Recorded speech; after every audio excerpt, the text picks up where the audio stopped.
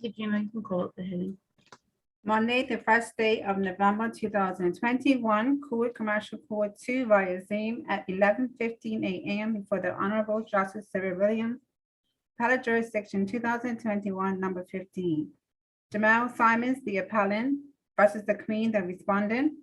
Mr. Paul Wilson for the appellant, Ms. Karen King for the respondent. Yes, thank you. Good morning, counsel. Good morning, my lady. I understand that we do not have the appellant That's present. correct. Um, That's correct, my lady. Sorry? I said that's correct. Okay, why is he not here? My lady, I don't know the answer to that. He was here when we were He was last bailed before to your return ladyship. for this hearing, yes. I'm sorry? He was bailed on the last occasion to return for this hearing. Yes, that's Extended correct. bail to return to this hearing. Yes, that's correct. And after the Zoom hearing ended, he and I spoke further, and he said that he would be here. Have you attempted to make contact with him in the last 15 minutes? In the last 15 minutes, yes, I have. It's always difficult making contact with him, though, because he doesn't have a cell phone. How I've been contacting him in the past has been calling his parents' house, and then when his parents see him, they get him to call me. Well, this is not boding well on his bail conditions. No. Because it is implicit in any bail, in the granting of any bail, whether the condition is expressed or not, that he will appear when he is required to do so before the court.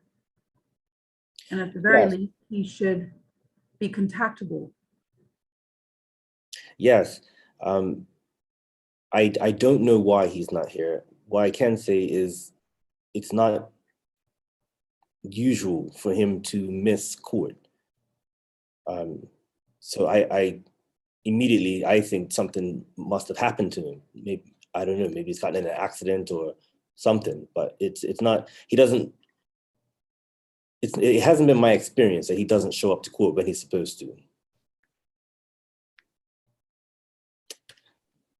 Ms. King, any reason why I should not issue a warrant? I see none, my lady. I mean, we're all here and ready to proceed. Yeah, it is unfortunate. I don't know what's happened to him, and I'm gonna keep trying to contact him. And I've already asked my paralegal to do the same. So I don't know.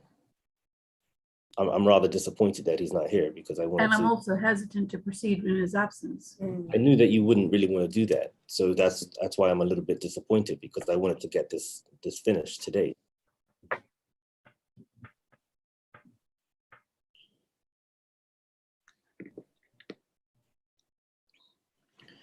I'm going to issue a warrant, but I'm also going to set a return date.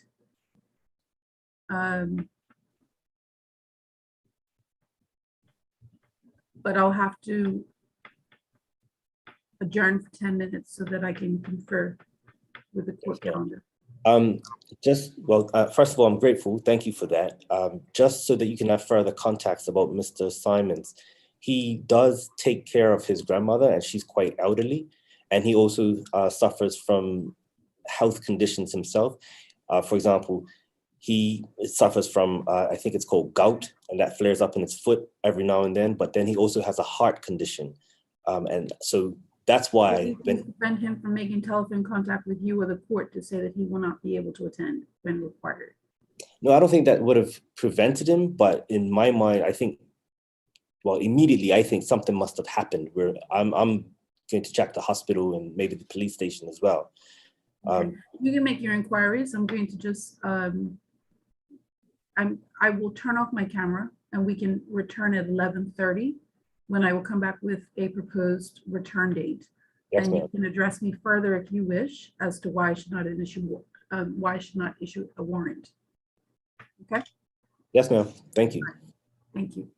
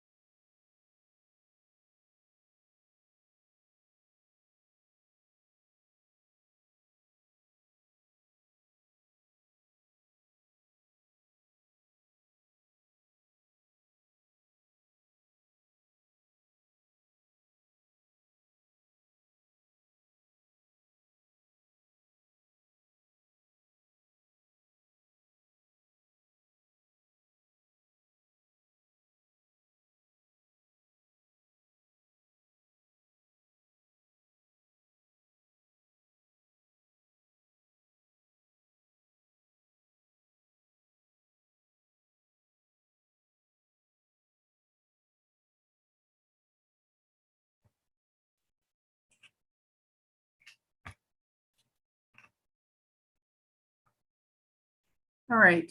I've looked at the calendar and let me just make this remark so that you are aware, Mr. Wilson, for your client's edification.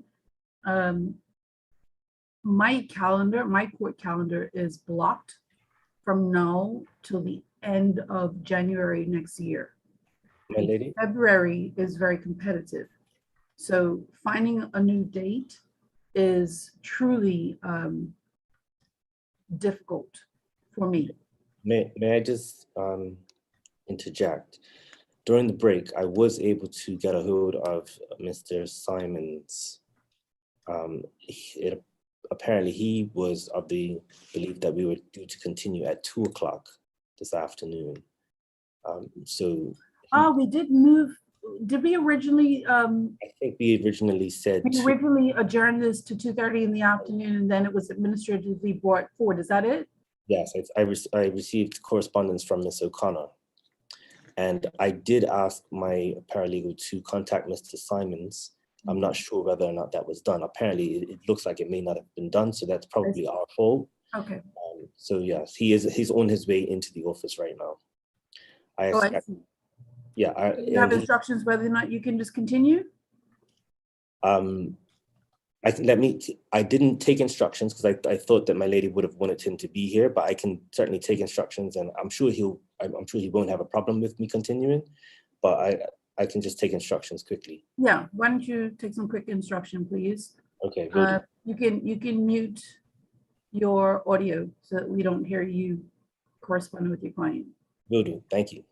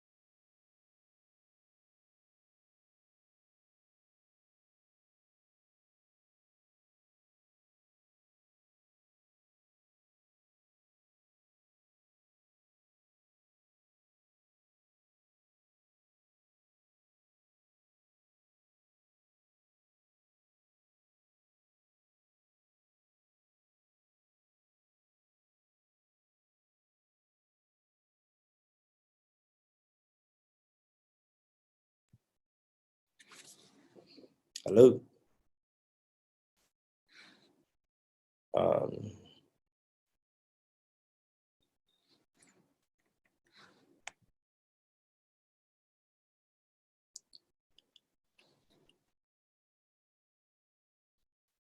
my lady, I'm not sure if you can hear me, but he did give me the okay to start.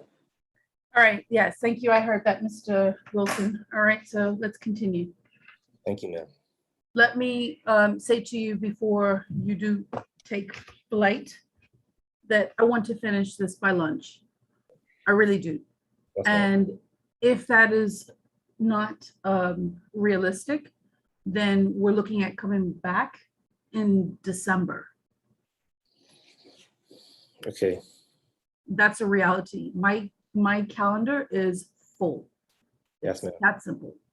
Yes, ma'am. Cannot be in court every single day from now till, but all of my court days are absolutely taken. Yes, ma'am. Thank you.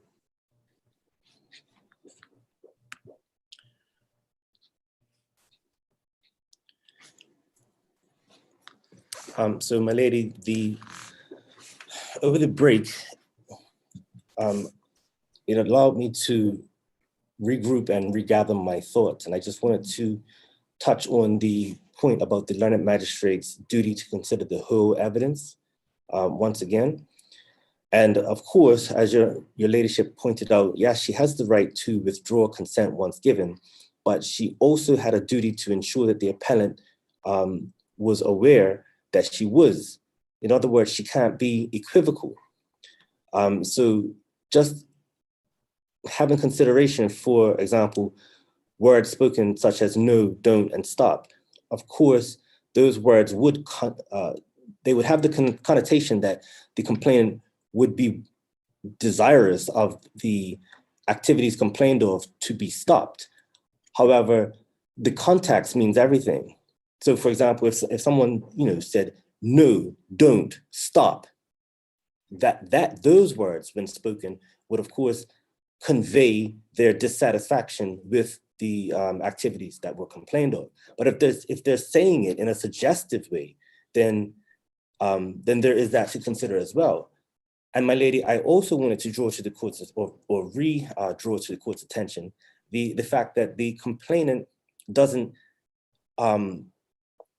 unequivocally say that she said no, don't, stop. She doesn't say that in her evidence in chief, nor did she say it in cross-examination.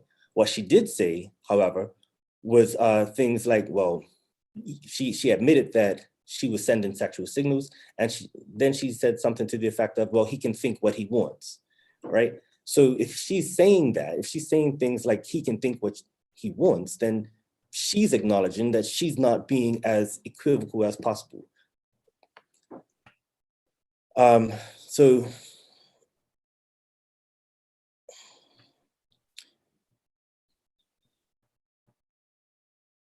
I just wanted to redraw that. Sorry, I just want to bring that back to the court's attention, because I do recall from the last time that we were before your ladyship had questions as to the whole of the evidence, and that's kind of what I was getting at when I meant the whole of the evidence, and when I said that it didn't gel with the complaint that the allegations were based on. And then just going further from that, there was the evidence of the scream, the alleged scream. Now, she doesn't say, I screamed. She says, I believe I screamed. And in his judgment, the learned magistrate even references the fact that she says, I believe I screamed. So she wasn't equivocal, she wasn't certain. And so if she's not certain about the fact that she screamed, or if she's not certain about the Why do you attach uncertainty to her belief? I'm sorry? Why do you attach uncertainty to her terminology that she believes, that she screams? How does that imply uncertainty? How does that convey uncertainty? Because what we would submit is that if she was truly interested in getting him to stop, and if she was truly trying to assert herself, and And if she did scream because, you know, the event was that traumatic, I don't think, well, we submit that she would not have been unequivocal. She would have said, no, I screamed. I screamed as loud as I could. And I cross-examined her on that point. And I said, well, what was his reaction to your scream? And she says, well, I can't remember.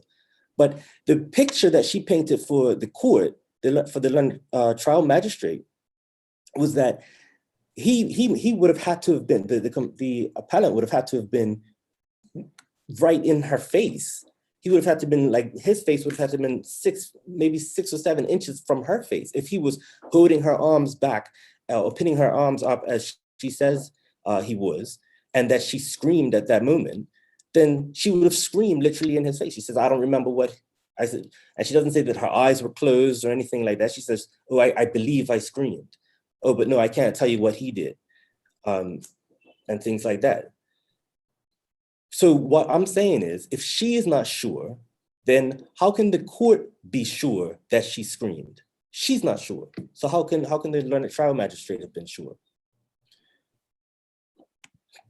So I just wanted to go back to that point, but I'll continue at where I left off, which was letter C, paragraph 49, that the learned magistrate erred in his approach to honest belief. The error regarding the approach to the evidence and the consequent shifting of the burden of proof to the appellant was compounded by the application of an objective standard with respect to whether or not the appellant honestly believed the complainant was consenting to the acts.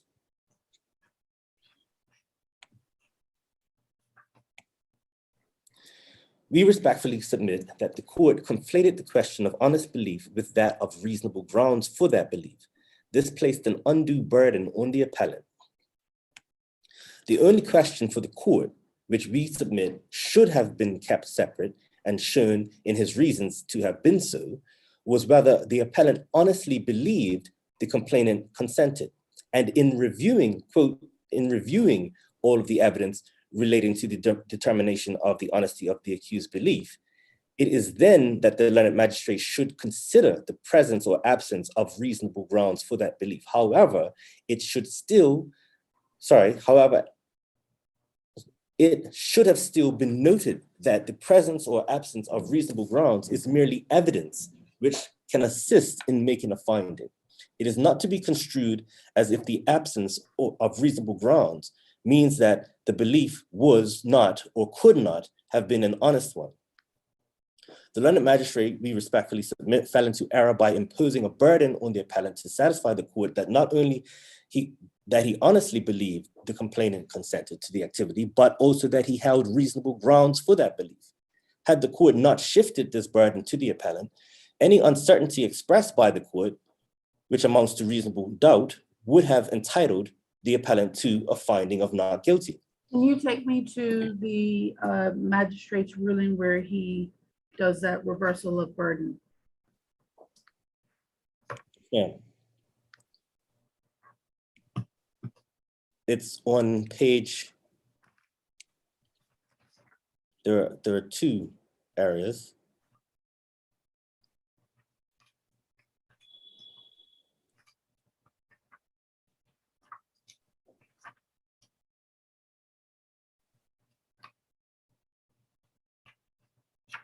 Or maybe there's just one. I thought there were 2.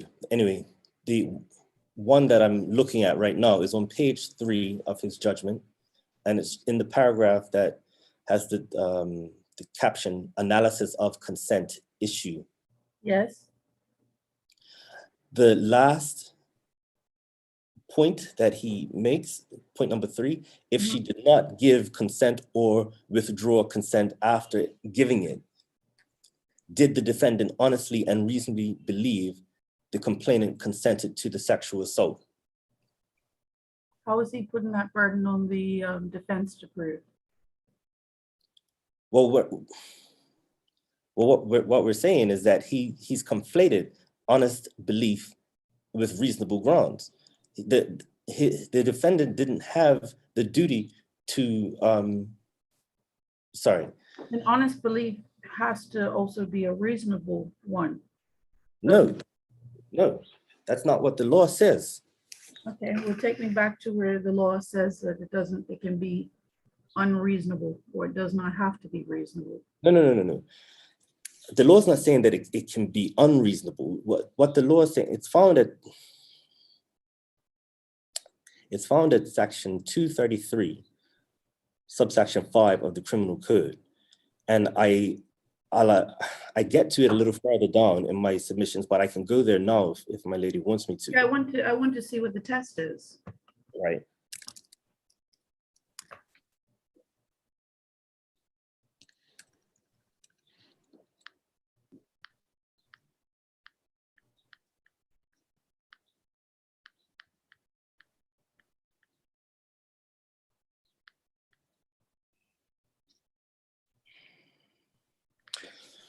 My lady, if you follow me down the pages to paragraph 55 Paragraph 55 of what?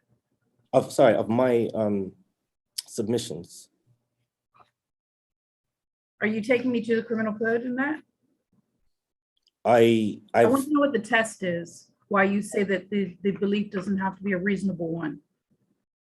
yes, I'm taking you to the, well, I'm not taking you to the criminal code, but I've written exactly what the criminal code says in my submission. Well, I can just look at the criminal code. So what section of the criminal code is it? Section 2335 of the criminal code. Okay, 2335. Yes, ma'am.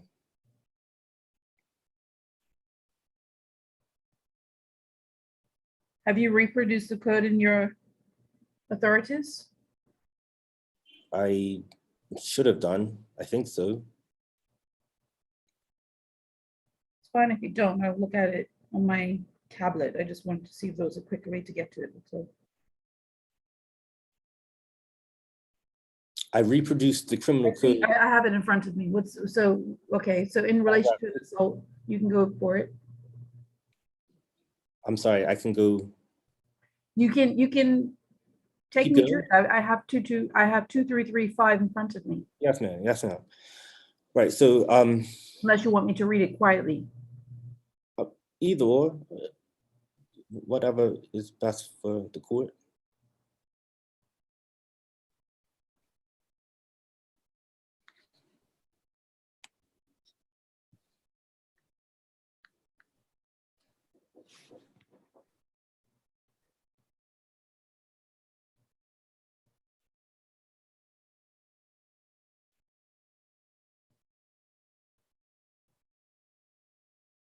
Well, I mean, it says that have you read it? Yes, ma'am. Okay, so how should I take the section where it reads, shall the judge is satisfied, A, that there's sufficient evidence, B, that the evidence it believed would constitute a defense, shall instruct the jury that they must, when reviewing all the evidence relating to the determination of the honesty of the accused's belief, consider the presence or absence of reasonable grounds for that belief. Yes, ma'am. So why do you say that the law does not? What's my latest question? Sorry. My question to you, Mr. Wilson, was why do you say that the test does not require for there to be a reasonable basis for the honest belief? Because he can have an honest belief even without reasonable grounds. And that's what the code says. That's what the case It's law not has. what the code says. It's It's not well, what the code says. I mean, are you referring to the portion that I just read out? yes, ma'am. Absolutely. So why would the judge have to instruct the jury about whether or not there is a presence or absence of reasonable grounds for that belief? Why would the judge have to instruct? Because in deciding whether or not there is an honest belief,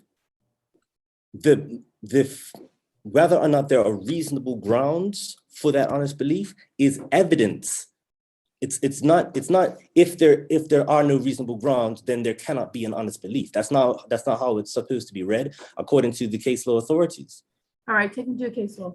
Right. So the next question, sorry, the next paragraph of my Sorry? submissions, sorry, I'm saying the next paragraph of my submissions, paragraph 56, Yes. goes on. The question of whether an honest belief in consent required also that the belief be reasonable before the defense could succeed was addressed squarely by the House of Lords in DPP and Morgan, which Okay. remains good law today.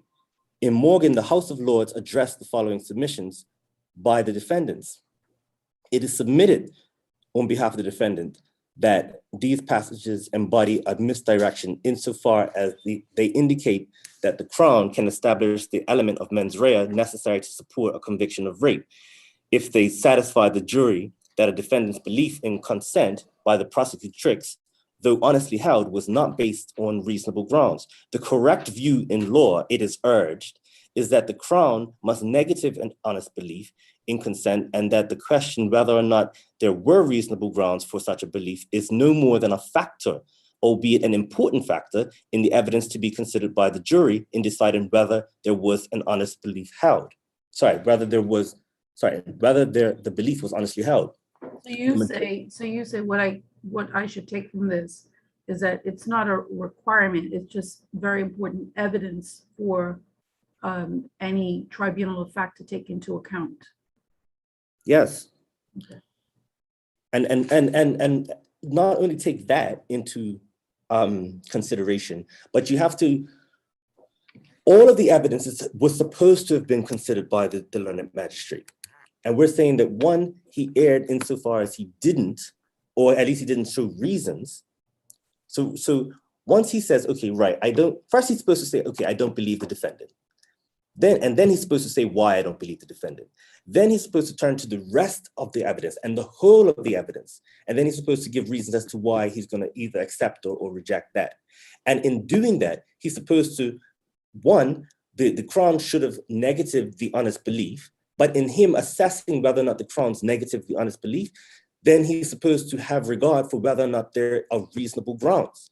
Now, So hold on. If you accepted the judge is supposed to have regard for whether or not there's reasonable grounds, although that may not be an element of the test, why do you make complaint of the fact that he listed that in his issues for determination in the ruling under analysis of consent issue? Because as I said earlier, he's conflated the two. He's brought them together. He's brought them together and they should be separate. But it's together in the section, isn't it? Wait, no. What he's saying there are no reasonable grounds, therefore their belief it wasn't an honest one. He said this. Where does he say that? Where does he say that? He said this. He said,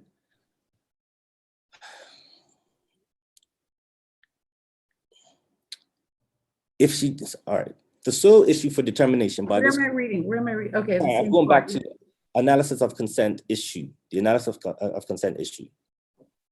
The sole issue for determination by this court is the question of consent. That is, one, given the complainant's age at the time, i.e. 15 years, did she have the capacity to consent? All right, fine, we'll deal with that later. Two, if she did have the capacity to consent, did she consent or withdraw consent after giving it?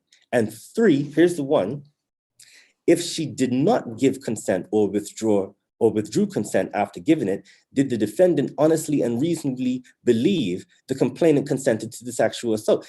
That he has brought the honest belief, which is the defense, and conflated it with the grounds, whether or not there are reasonable grounds for having that belief. It's not honestly and reasonably believe. He's saying, and I go on, so hold on. But how does that offend section 2335, where he's directed himself, as the section requires one to do, that when reviewing all the evidence relating to the determination of the honesty of the accused belief, you must consider the presence or absence of reasonable grounds for that belief. The section requires him to do it that way, doesn't it? The section requires him to look at whether or not there are reasonable grounds for having an honest belief. It does not require him to say, okay, in right. Determining honest belief. In determining whether or not there's reviewing all the evidence relating to the determination of the honesty of the accused belief. That is when you consider the presence or absence of reasonable grounds for that belief. Yes. And what I'm saying is that the way he's put it in his judgment, and the fact that he hasn't explained further, seems to suggest that he's conflated the issues of reasonable grounds with honest belief. I see.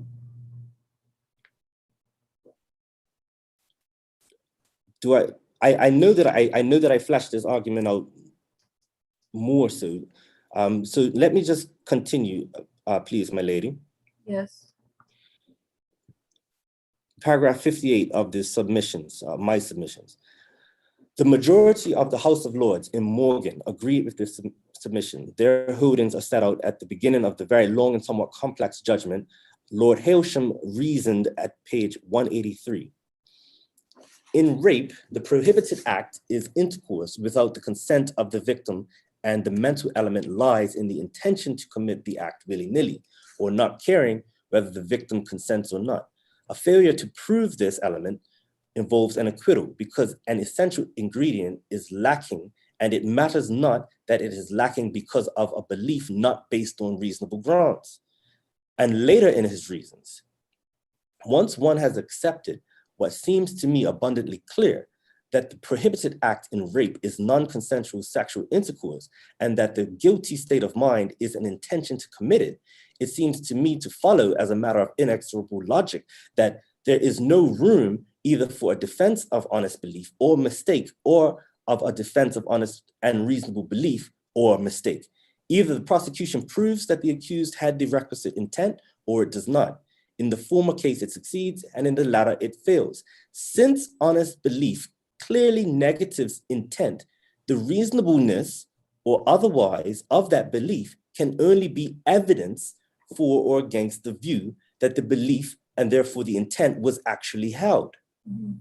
Well, I think that just nails your submission. That's nail on the head for what you are putting to me in terms of reasonable belief. The only relevance you say as to whether or not the belief would have been reasonable goes towards whether you believe that the belief was honest. I lost you for. Well, follow me because I want to make sure. No, I just didn't hear you. All right. I understand your submission to be that the only relevance as to whether or not the belief was reasonable goes towards whether you accept that the belief was honest, not that the honest belief has to be reasonable. Right, yes. Yep, that's what I'm saying. Okay. All right, so you've got that. So should I just skip? I can skip some then. I'm gonna skip some of them because, Crown against Statnam reiterates the point. And you can see where I've highlighted in bold, it's just saying the same thing. The presence or absence of reasonable grounds for such a belief is a matter to which the jury is to have regard in conjunction to whether or not. Okay, so we'll keep going.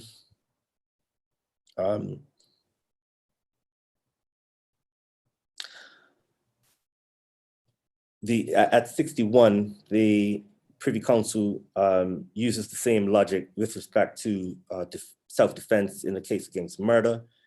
And you can see the highlighted portion in bold in the middle of the paragraph. It would be wrong for a defendant guilty of murder when he believed that he was acting in self-defense, even if that belief was unreasonable. So keep going down the page. And it just says, Morgan has been consistently followed in the United Kingdom in relation to sexual offenses as well. For instance, the Court of Appeal followed Morgan in the case of Crown against Gardner. And then,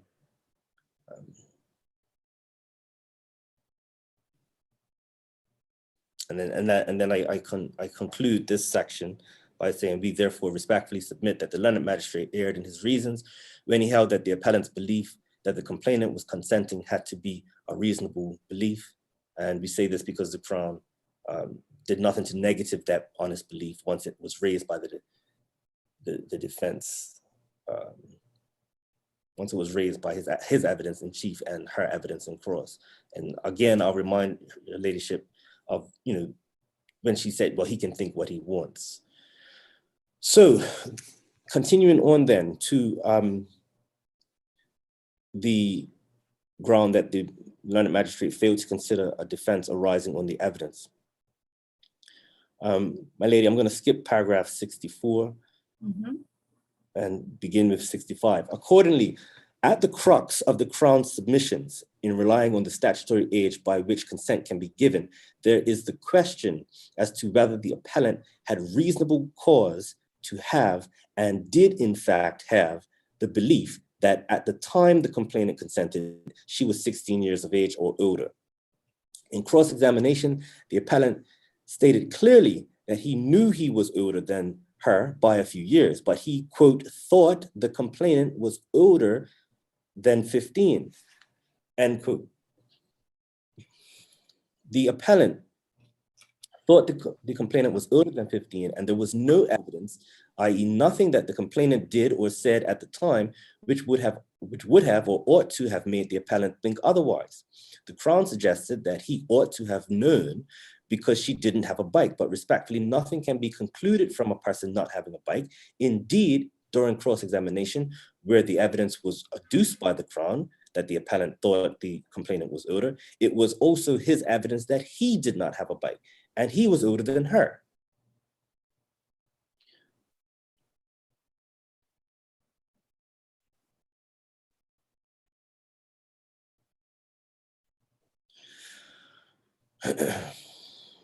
Unfortunately, defense counsel wasn't able to take as accurate a note during the Crown's cross-examination of the appellant, and notwithstanding attempts made at retrieving the court-smart audio recording and having it transcribed, the transcription was missing several areas of the trial.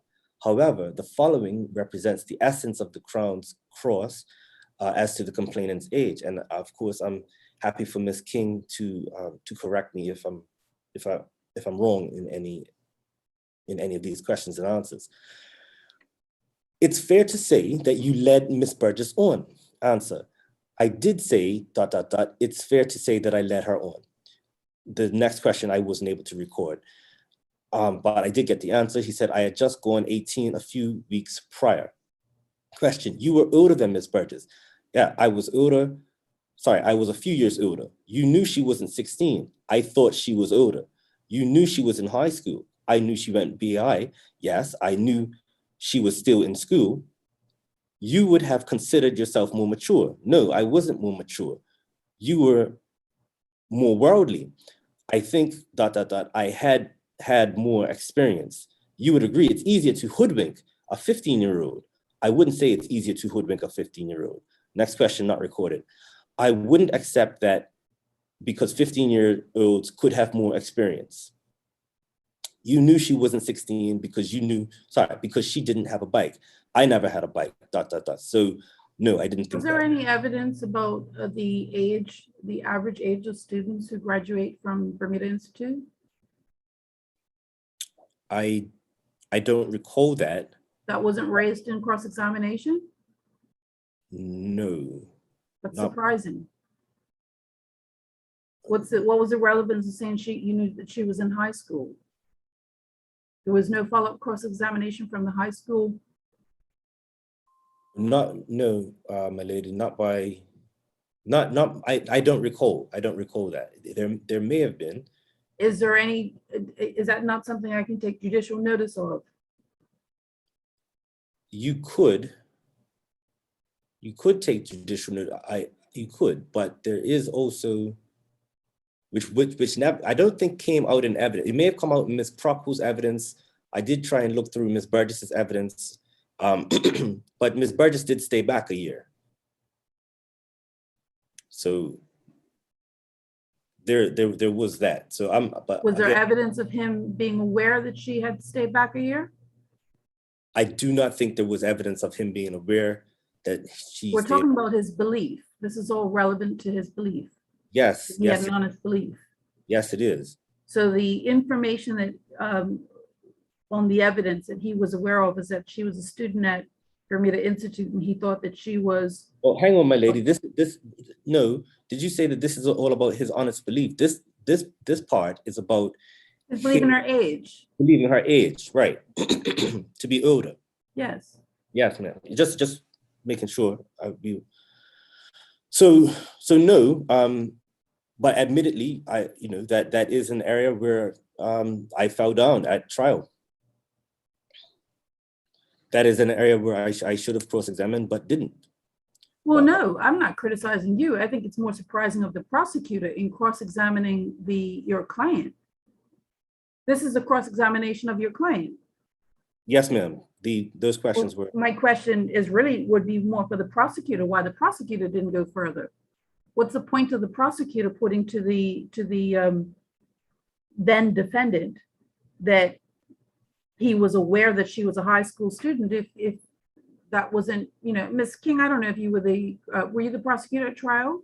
I was, my lady. And you confirm you didn't follow up on any of that cross-examination? I guess. No, I didn't, my lady. I think the way the evidence came out, this was a situation where these two young people I think there were some sort of social media contact, and that she skipped school, a sports day, to go to his house.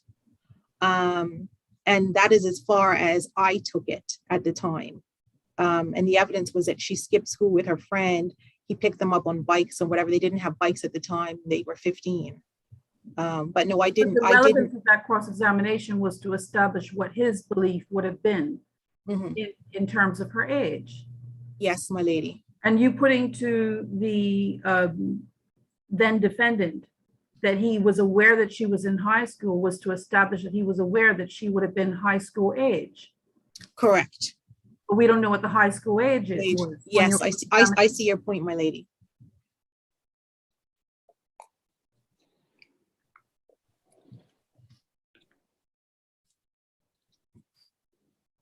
Anyway, yes, Mr. Wilson. Yes, ma'am. So continuing at 69 of my submissions. Further, it was the complainant that called the appellant and, quote, orchestrated the rendezvous. Those are arguably actions of a mature person who understands the nature of the acts she is about to commit. Also, we would urge this court to consider the evidence from cross-examination that the complainant was well developed, agreeing that, quote, yes, she had boobs, end quote.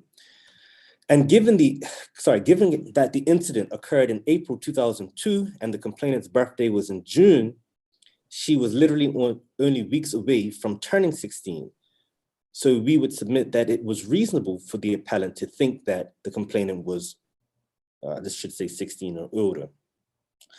The question for consideration by the court was whether or not the appellant knew, and in that regard, quote, it matters not that the defendant did not raise as a part of his defense that he believed the complainant to have been 16 years old at the time of the offense. Stevens and the Queen is quoted, and they quote, I wish to say something to you about a further possible defense that arises for your consideration. It concerns the defense of provocation. That's just an example. It is my duty to direct with all possible defense which arise and therefore need to be considered by you in reaching your verdict, even where they are not raised by defense counsel. And the fact that I am mentioning this matter does not mean I have some particular view about it. It is for you to consider this additional matter as with all matters. You will not need to consider it should you find the defendant guilty on the basis the prosecution had not excluded, example, self-defense beyond a reasonable doubt.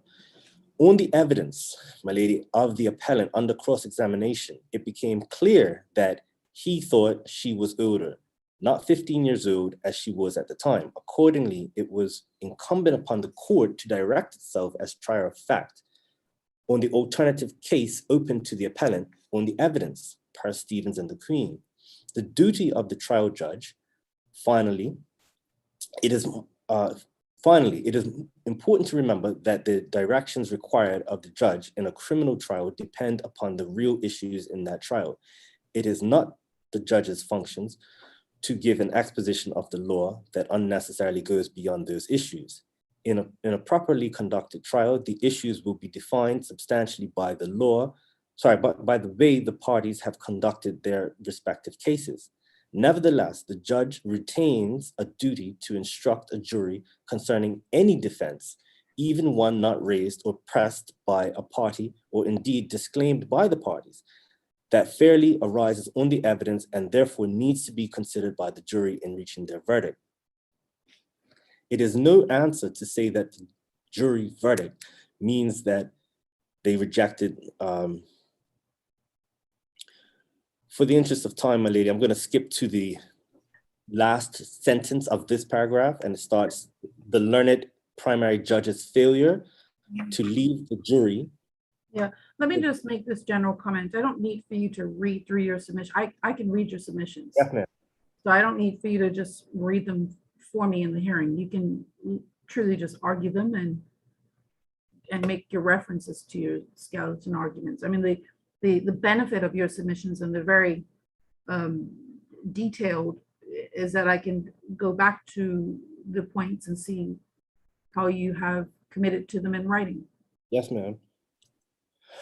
So, okay, so I'll continue. I did want to, I was getting to this point. At paragraph 6 of page 3, the learned magistrate acknowledges that the defense case Paragraph 6 of page 3 of what? of the learned magistrate's judgment.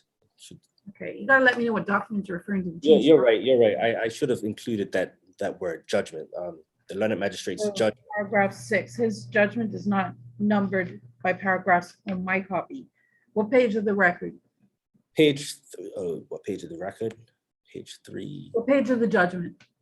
Page 3 of the judgment. So I think it's 144 of the record. Mm-hmm. Yep. Yes. So, quote, the defense case was not run on the basis of the defendant not knowing at the time that the complainant was less than 16.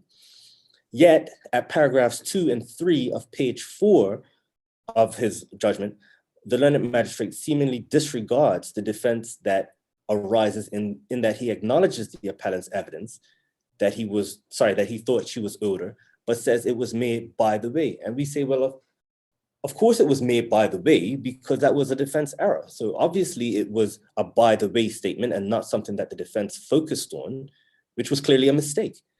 But that shouldn't be held against the appellant when there is authority that stipulates that where a defense is raised or is available to the defendant, whether or not raised by his lawyer, it should be available to the defendant. The learned magistrate had a duty to consider it, and we say that he didn't, and he certainly didn't give reasons for why he didn't, or for why he dismissed it. We would reiterate that central to this matter is whether the appellant believed that the complainant was 16 years of age or older. In his evidence, he told the court that he thought she was older and that there was no evidence to contradict that.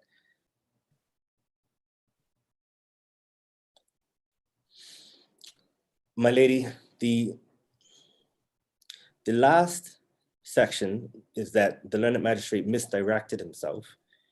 And basically this section makes the point that, and it uses the authority of the Crown against Cabral.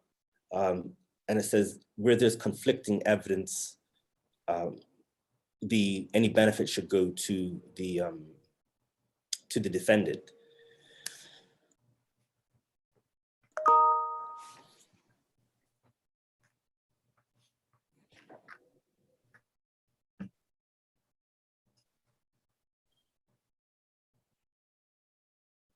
And so, for example, where the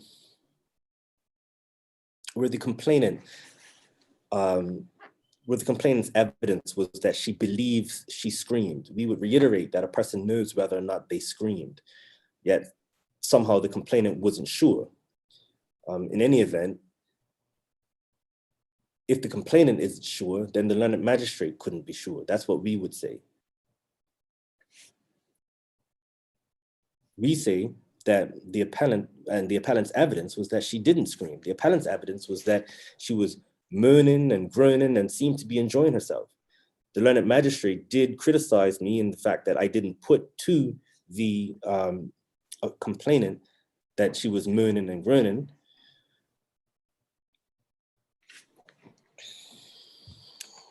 Where did I put that? But what we would say was the way that the evidence had come out, and from the complainant's answers in cross-examination, it seemed that she was accepting that she was enjoying being there, or at least accepting sending the signals that she was enjoying being there.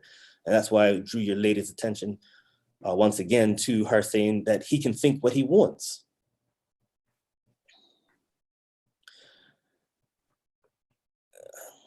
As to not putting to the appellant that the learned magistrate also criticized that I didn't put to the appellant that this is the quote, "This is what you came up here for." And it was never put, because he did acknowledge that he said that, but it wasn't the correct context of, and it wasn't in the context of him restraining her hands and trying to do something that the complainant was trying to get him to stop doing. Where the defense failed was in fleshing out the context of the appellant saying, "This is what you came up here for."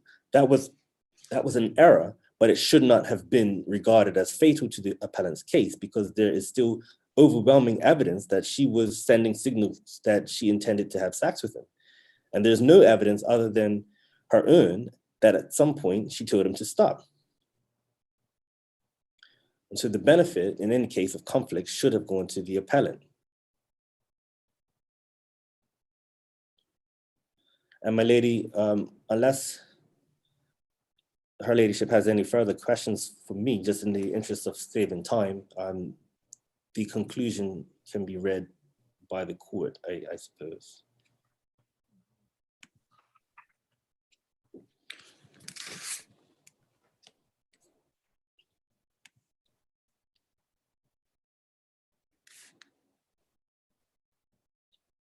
So tell me, you say in criticizing, just going back to this comment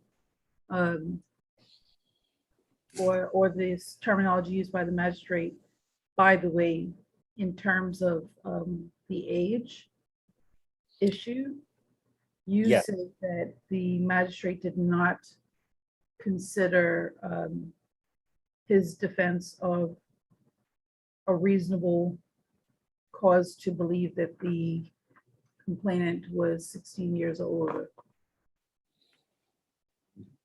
Yes, ma'am.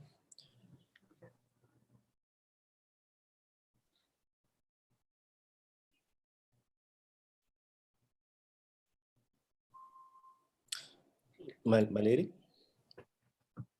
Was there a question? No, you just answered it. Thank you. I just probably noted. I think. Oh, yeah. So we're saying that no, I did make a mistake, and I did not address properly the age of the complainant. However, the defense arose on the evidence through the cross-examination of Ms. King. And more importantly, he didn't consider that defense. And the magistrate did not consider that defense, no. And another thing to note is that the fact that defense counsel, the fact that I didn't put any questions in relation to him not knowing her age, and so I didn't deal with it in chief, the fact that it arose during cross-examination should also go in his benefit, should also go in his favor, because if anything, that shows his honesty. See, the learned magistrate has said throughout his judgment that he didn't find, and I'm not quoting right now because I don't have it in front of me, but he said words to the effect of he didn't find the defendant to be an honest witness. But more specifically, Mr. Wilson, you say where, because I'm looking at page 145 of the record. It's, if you're looking at the judgment separately, it's page 1, 2, 3, 4 in the judgment. It's a passage you took me to. where the magistrate says in the second paragraph, I do not take from this evidence in cross-examination that the defendant had reasonable cause to believe, and in fact did believe, that the complainant was 16 years or older. That you would say is him ignoring the defense, or is it fairer to say that that is him actually rejecting the defense?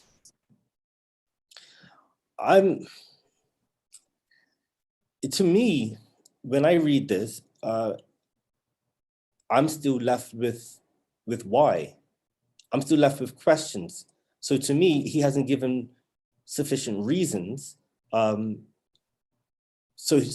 me, he's ignored it. He hasn't dealt with the fact that the defense arose on the evidence. He's just kind of,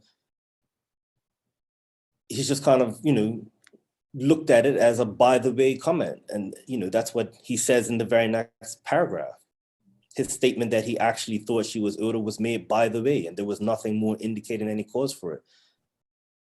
But see, he did indicate it. The fact is, it was raised, and there was evidence that showed why he would have thought that she was older. So in my submissions, the learned magistrate should have said, right, well, he said this, he said that, but the Crown negatived this evidence by doing X, Y, and Z. There was none of that. It's this area has just kind of been left vacant. Let me ask you this question. If I am not with you on that, and I find that the magistrate quite reasonably concluded, and that it was open to him to do so, that the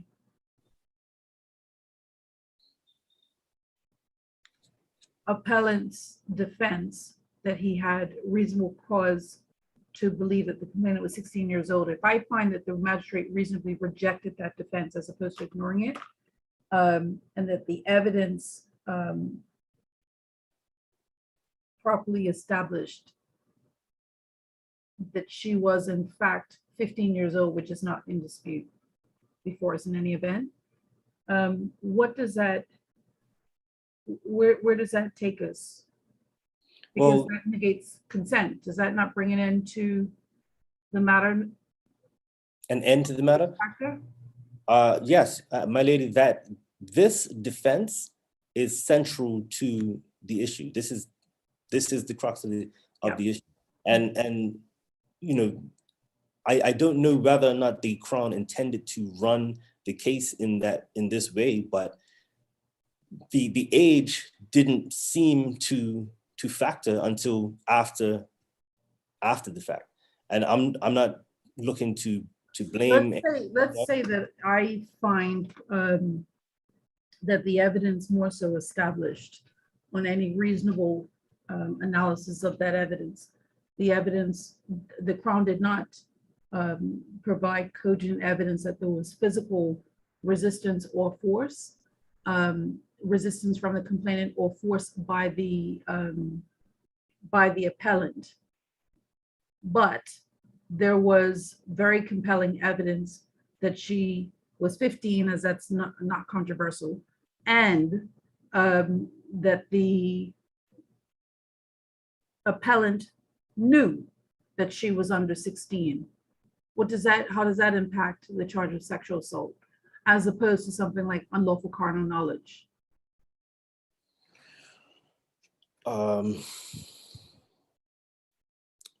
Short answer right now is I don't know. I hadn't considered that as an option. Well, let me put the question differently. If the Crown's case was instead that this was not a case of any physical force, this was a case where there was physical consent, although absent legal consent, between an 18-year-old and a 15-year-old, the Crown would have, no doubt, it would seem to me at least, that Ms. King, you can please feel free to weigh in, would have brought a charge of unlawful carnal knowledge. Is that correct? I would have thought so, yeah. That is correct, my lady. Okay, so working from that point now, if the evidence now at this appellate level, let's just suppose for a moment that the evidence in fact established the age dynamic of under 16 and an 18-year-old. But let's say that I find that the evidence was in fact very weak in terms of the physical force and that there was physical consent. What does that do to the sexual assault conviction? Does that render it, is sexual assault still satisfied? Well, the sexual assault is a lower offense. Then Right. unlawful carnal knowledge, Yes, is it? I believe it's a lower offense than unlawful carnal. I'm not sure. Maybe Ms. King knows the I think answer. you should look at that. Was Okay. it open? Let me put the question differently. Was it open to the magistrate to find that the evidence more so established unlawful carnal knowledge?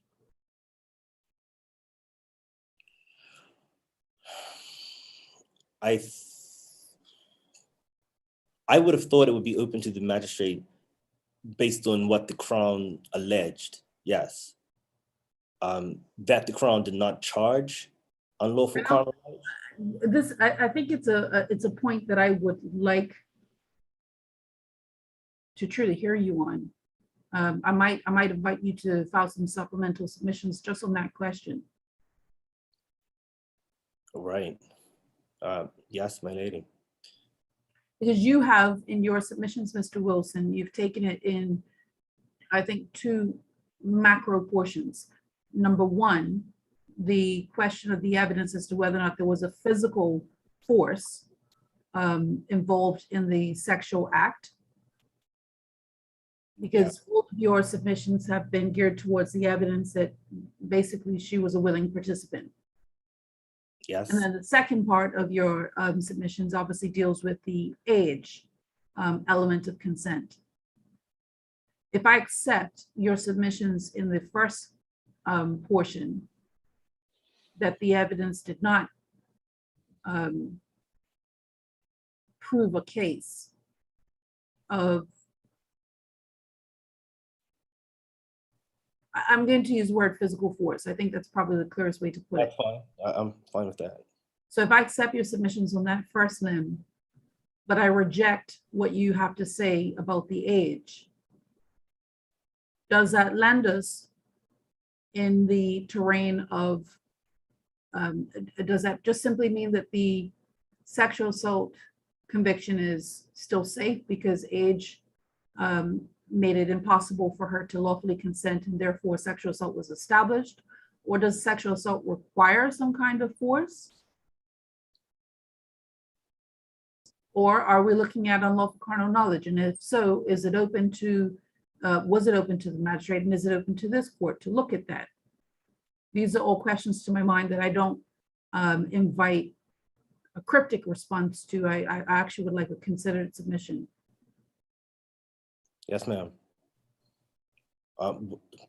Was the court minded to Allow you to file further supplemental submissions. Yes. I'm not looking for another 30 pages of written submissions. I really would like you to just very narrowly and squarely deal with those issues I've just raised. Yes, ma'am. It may be, although I would hope not, but it may be that that's something that can just be dealt with on the papers. That's not inviting me how to assess the evidence. That's just literally a legal analysis as to. Yeah, I'm with you.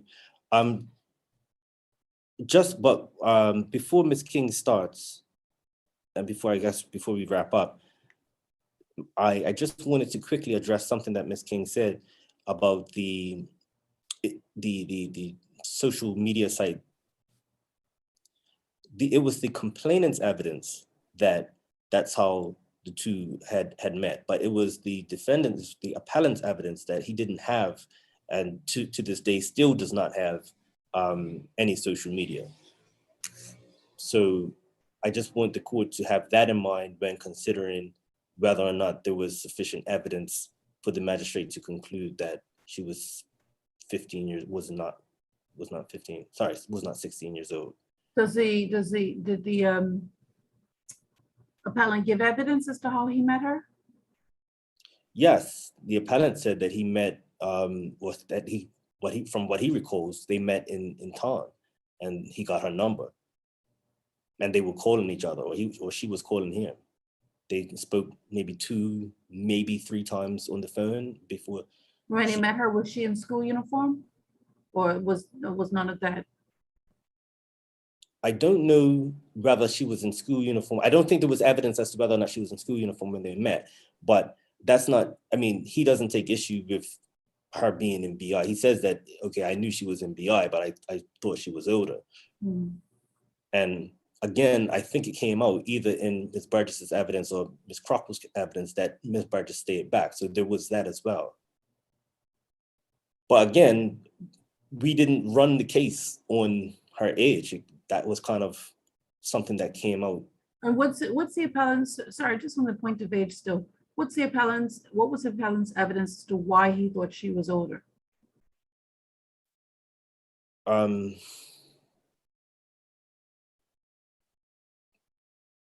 doesn't come to mind right now. Is that not what the magistrate was referring to when he says it was a very, by the way? Oh, well, yes, in cross-examination, Ms. King said, if I could just go back, she said, you were older than Ms. Burgess. I was a few years older. You knew she wasn't 16. And he says, I thought she was older. And then the only other thing was, you knew she wasn't 16 because she didn't have a bike. And he says, well, I never had a bike. So No, I mean, take me through all of that. You don't have to take me through that again. My question just simply to you is, does the appellant say anywhere in his evidence why he thought she was older? specifically, no, I don't. There was nothing in chief about it. And I don't, this is as much as we have in terms of cross. Okay, thank you.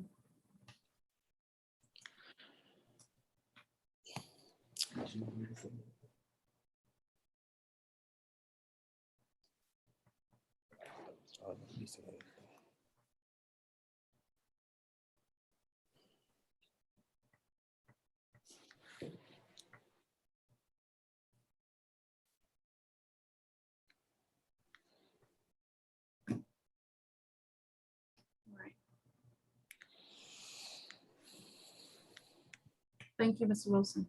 Thank you. Yes, ma'am.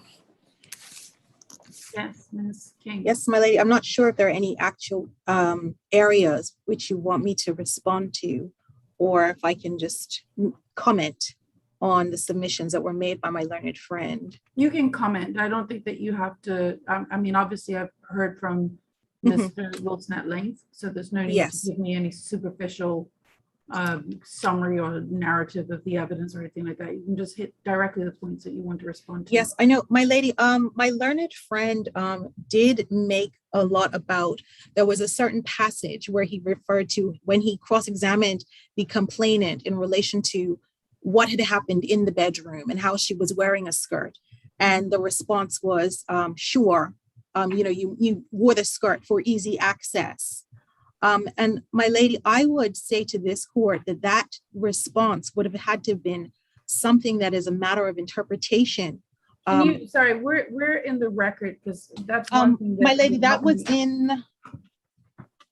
Well, let me put it this way. Let me just be clear on this, because Mr.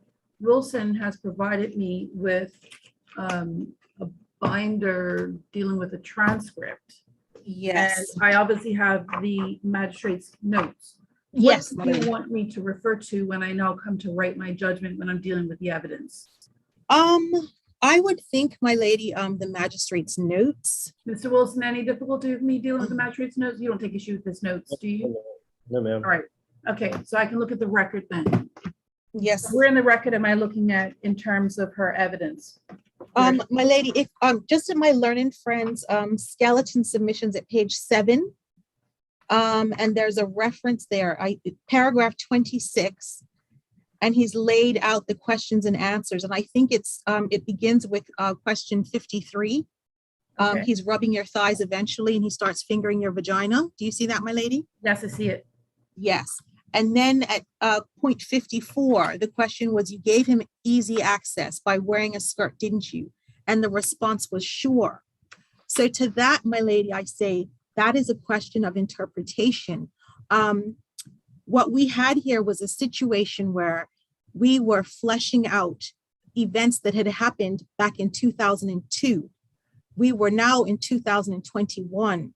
So what we had was no longer a 15-year-old complainant, but a woman of 34 years of age. And to that, my lady, I would say that she was, as the magistrate described, candid in her responses. She'd had to obviously process and deal with this over a number of years. And so the cross-examination was rather contentious. And so the responses that she was giving were, I would say, off the cuff, not so much nonchalant, my lady, but it was almost like a protective mechanism because she was having to relive events that had happened so many years ago.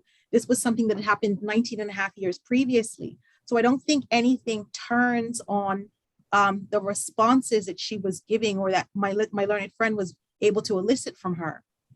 Sorry, what was the date of the trial? The date of the trial, my lady, was, it started in, I want to say August, my lady. October 13th. I want a October. specific date October the 13th, my lady, of what, October 13th, when? 2020. Thank you. And how long did the trial go? 2 days. Yes, 2 days, my lady. Consecutively through, so October 13th and 14th? No, I think there was a week in between, my lady. What was the return date? Just in case you want to listen to March the audio. Sorry, The return date was March 5th. March 5th of 2021? Yes, ma'am.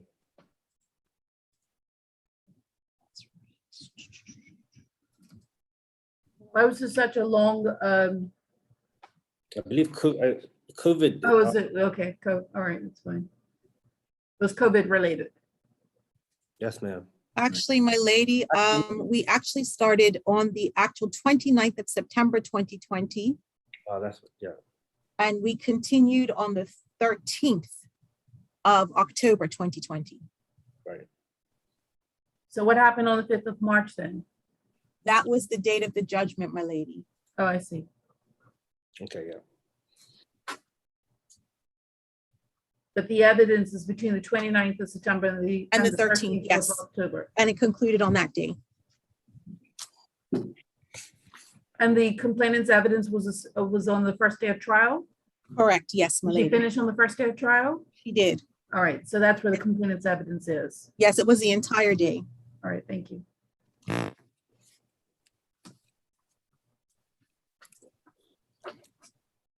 And I think, my lady, just to support that, in the actual record of appeal, in the learned magistrate's judgment, which would be page Yes. 146, Mhm. Yes, he says at the conclusion, in my judgment, all four of the prosecution witnesses were credible. In particular, I found the complainant to be straightforward, frank, and clear in her evidence, notwithstanding that she still appeared during the hearing affected by what she says occurred more than 18 years ago. And so, my lady, I just bring that to your attention to support the fact that her responses, whilst they seemed, a little frank, it was because she was still dealing with the effects of the assault. My learned friend also spoke a lot about his complaint is that the magistrate said that the defendant was not being an honest witness. Again, my lady, the magistrate would have had the benefit of seeing all of the witnesses, including the defendant. And I'm surprised that my learned friend has not actually mentioned that there wasn't a defense witness who came to give evidence on behalf of the defendant. And if we look, my lady, yeah, where's that evidence? page, I'm sorry, for the indulgence, my lady. Page 26 of the record. 26, yes. I don't think, yes, page 26 of the record, my lady. And this is the evidence of the defense witness? Yes, Mr. Elwood Lee, Mr. Bourbon Lee. sorry, my lady, I think, one moment. I may have, oh, I'm sorry. I should have said page 28. 28 of the record.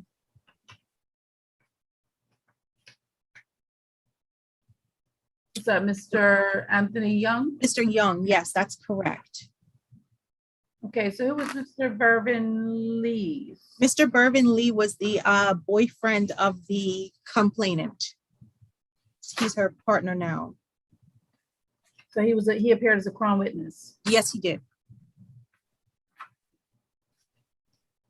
Can you give me some, that would help me, Miss King. Give me just an overview of the evidence, like who the witnesses were and what kind of evidence they gave. That's something I have not yet heard. Okay, my lady, I can do that for you. Oh, I'm sorry. So my lady, we had the evidence of, did you want to hear about the complainant or? Have you No, read I enough? accept that so the first witness was the complainant, Yes. right? You can go past the complainant, and then who was the second witness? The second witness was a friend of hers. That was her best friend.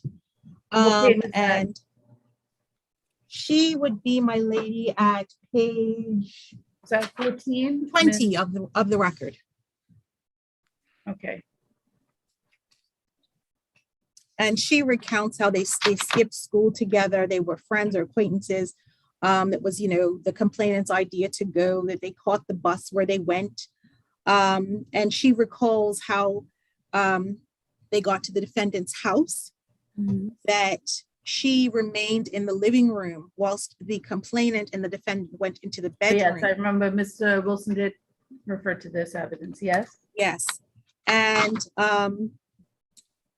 she also talks about there being some sort of music on in the house. And I think that's important, my lady, because my learned friend did say in his submission to you, no one heard any scream, but there was no dispute that there was music playing. And so I think the inference can properly be drawn that no one would have heard a scream because the music was playing. It was very loud. The way it was, the music was very loud. my lady, I did. That's at page. If you look, my lady, on page 20 of the record, Yes. and you'll see at the last line, the TV music in the living room was still playing when the complainant came out. And you turn over the page. Yes. I remember there being vibrations from the bass. At some point, the music got louder or the bass intensified, meaning it was harder to have a conversation. I struggled to have a conversation. Thank you.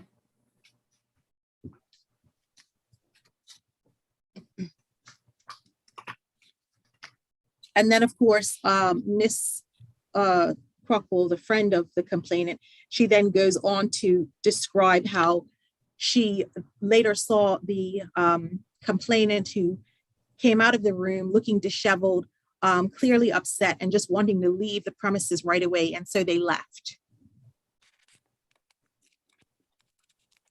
She described her as shouting, wanting to leave. She was between emotional and angry, and that she was confused by her demeanor.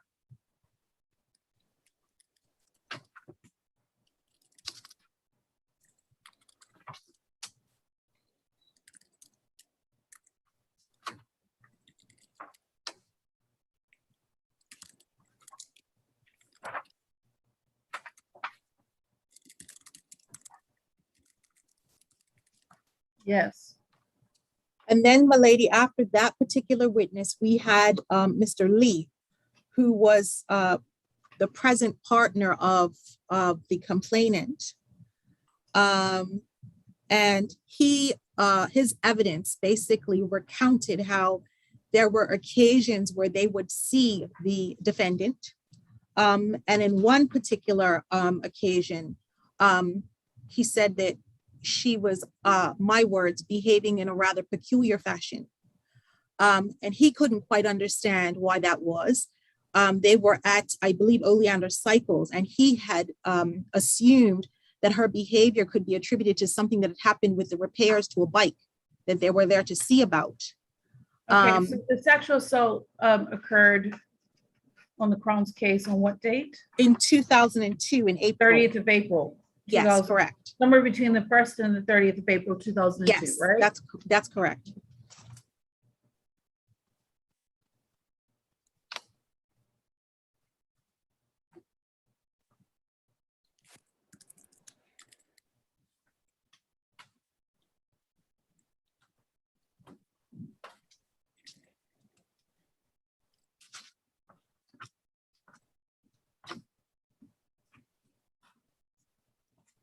And so what does he say about that time period? So he says he couldn't be sure of the time. He says, but it was around 2010 to 2012 that there was an occasion when they visited Oleander Cycles. And that at that time, he had seen the defendant, and that the complainant was behaving in a rather peculiar fashion. That her attitude changed as soon as she saw him. As soon as she saw who? The defendant. I see. And in fact, my lady, if you look at page 22 of the record, Yes. he says, I saw the defendant. I was speaking to him. The complainant wasn't coming outside. Wait a She minute, was- give me some context, sorry. So Okay. the complainant was a girlfriend of this witness, Yes, and correct. they go to Oleander Cycles somewhere Correct. between 2010 and 12. Yes, that's correct. And when she goes inside, by coincidence or happenstance, she sees the The appellant. defendant, yes. And I believe Okay. he may have worked there, yes. I She see. sees him. So Yeah. she's inside. Her partner is speaking to him outside. Yes. And the partner was saying, she was just standing at the glass looking out. He then said, and I'm at line 20, I'm on page 22, my lady. Jamel said Yes. he's got to get back to work. And then she came outside. I knew Jamel, he says. Mhm. And then he said she came out and got in the car and was different. She wasn't the same when she went inside. And then he describes her personality. She was loud and boisterous half the time. I thought something must have happened. She was like a shell of a person. Everything was gone. I'd never seen her like that. And then he does say on occasions, just for context, my lady, the complainant and her now partner had a business, and they, I guess, produced and supplied incense to some of the shops in Bermuda, and Rubis being one of them, the gas stations where they would also supply incense. There was evidence that the defendant did work at a Rubis. And the evidence of Mr. Lee was that whenever they would have to go to Rubis, as long as the defendant wasn't there, she was fine.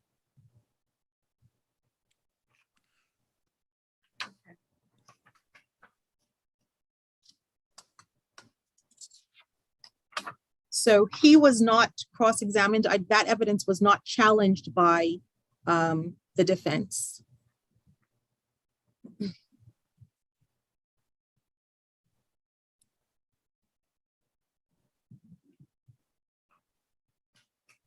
And the defendant, in the course of his evidence, he doesn't describe that incident or having seen the complainant at Oleander Cycles at all. No, that Okay. was not touched upon. All right.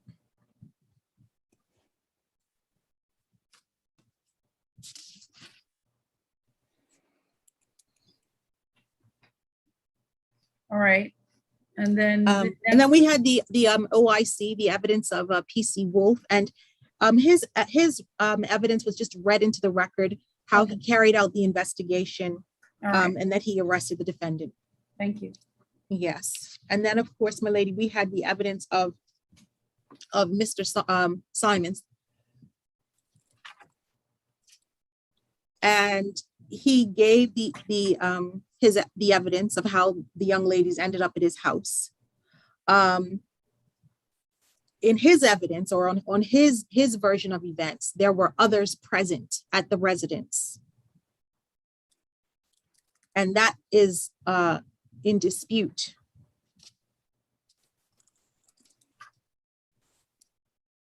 And he does accept that there was music playing in the house.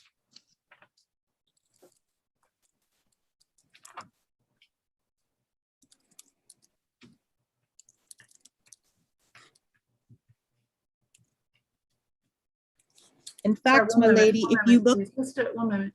Mr. Wilson, I thought you said your client was on the way to this hearing. Oh, he's here. He got here long ago.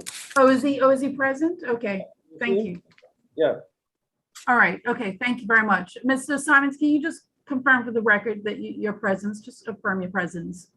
Yes, I'm here, Jamel Simons. I'm here. Okay, thank you. Thank you, Mr. Wilson. You're welcome, my lady. Yes, thank you, Ms. King. yes, my lady, page 24 of the record. Mhm. One, two. It's probably the fourth or fifth paragraph. It begins with after the girls entered the living room. For a Yeah. short period of time, approximately 10 minutes, maybe less, me and the complainant went to my room and left Crockpool and Anthony in the living room. Music was playing in the living room. It was fairly loud. Right. So again, my lady, there's no dispute that there was music that was being played. And of course, there's no dispute that there was some sort of fondling and so on that went on there in the bedroom.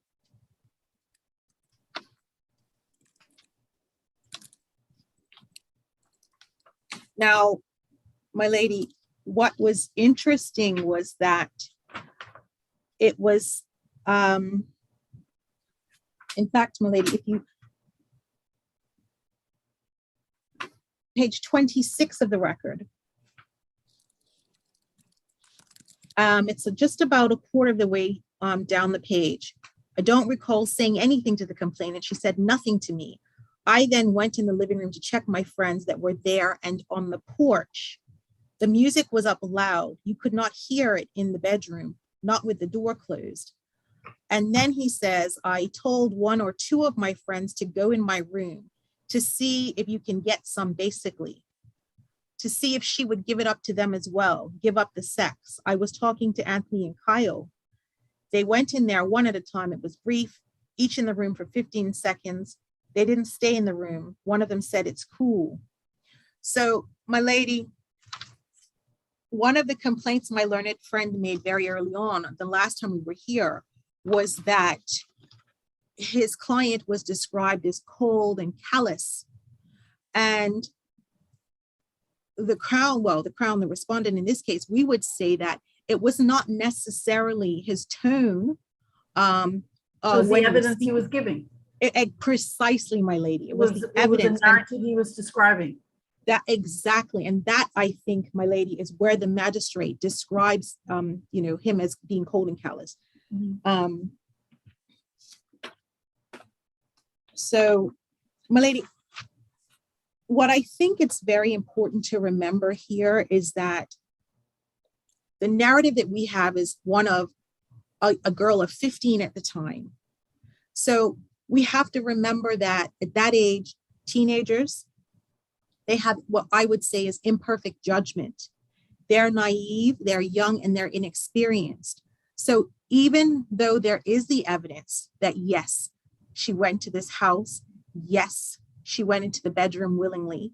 And I think, my lady, you described it as, okay, she wanted to participate in going to, base one, or she went to first base and then second base. Yes, but I think that given her inexperience, she may not have realized how that was dangerous and what it would lead to. And that, my lady, is where the consent was withdrawn, when she obviously appreciated that to continue would be doing something that she was not ready to do, or something she did not want to do.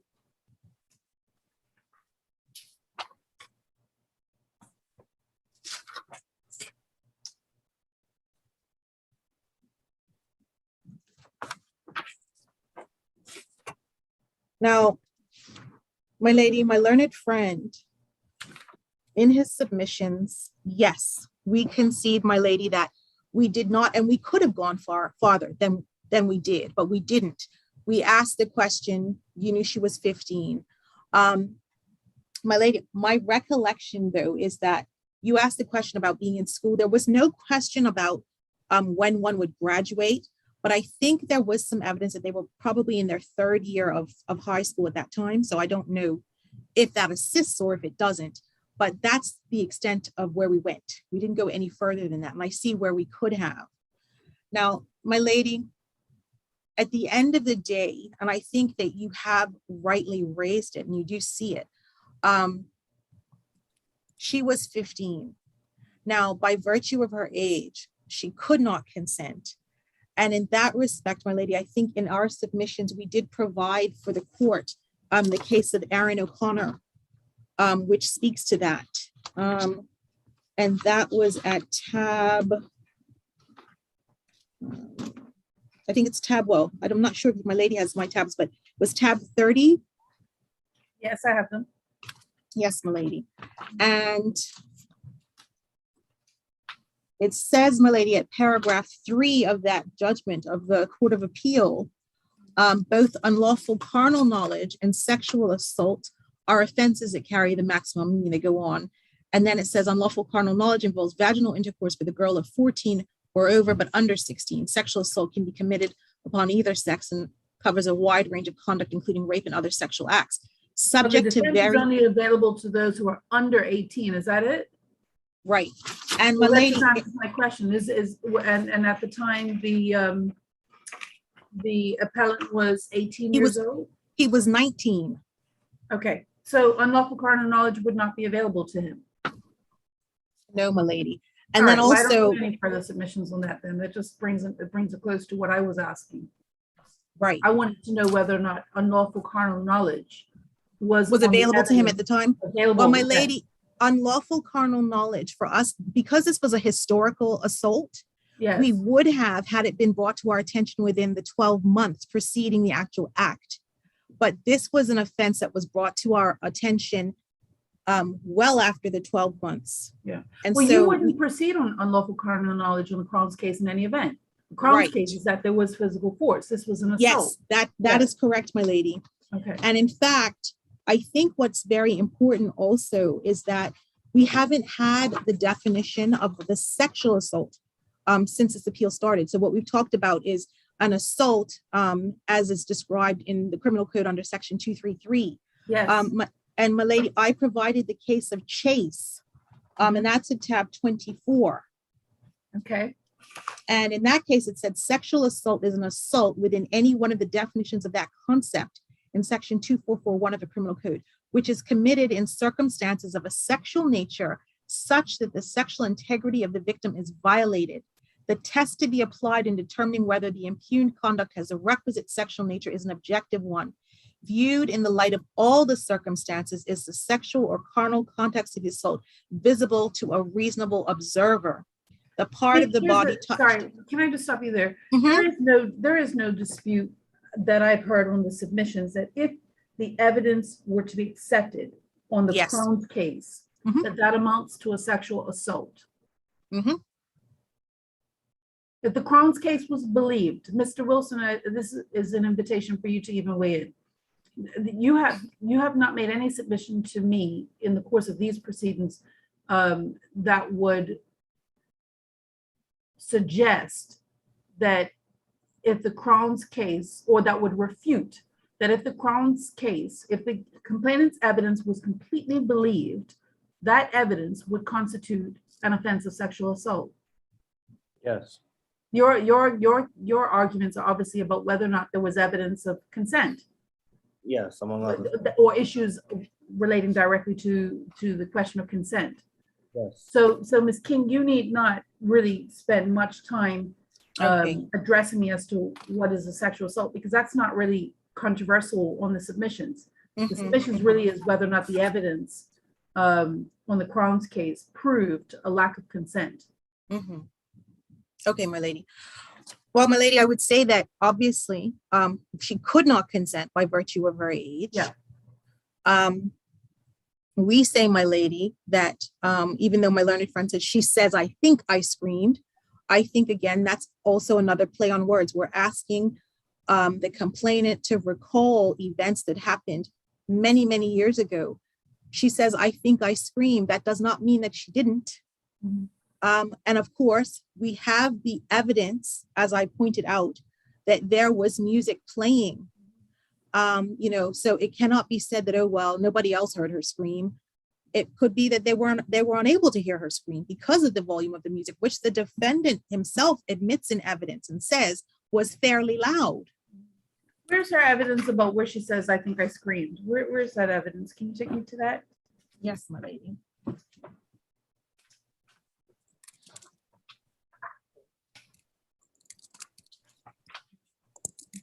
Okay, my lady, that would be at page 15 of the record. Yes. And it's just about 3/4 of the way down. Oh, I see it. Thank you. I see. Yes, I believe I screamed and continued to tell him to stop. He continued. Mhm. I got up and got out yes. when it was over.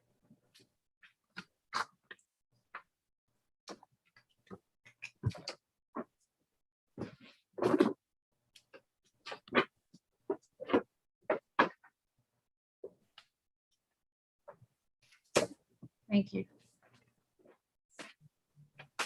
All right, Ms. King, how much longer do you expect you'll be? I don't, I'm just looking, my lady, I don't think I have too much more that I could possibly address you on.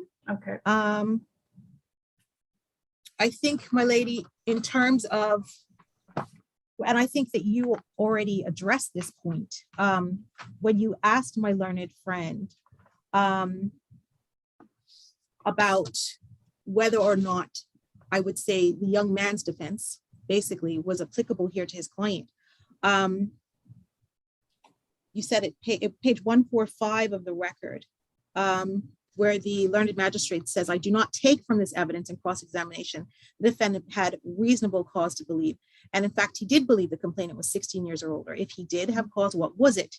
His statement was that he actually thought she was older and made by the way, and there was nothing more indicating any cause for it. And I think my lady has already picked up on that because you did ask the question, well, did he indicate, other than saying, I thought she was older, did he say anything else? He didn't. That's accepted by both parties. My lady, the law is very clear in relation to whether or not that defense is available. It does say at section 190, if we look at 192, notwithstanding paragraph A, where an accused is charged with an offense under section 182A, it is offense of complaining consent to the activity that formed the subject if the accused A is under the age of 16 years and is less than 3 years older than the complainant. Well, in this instance, the appellant was 19. She was 15. And so he cannot benefit from that actual provision either. Oh.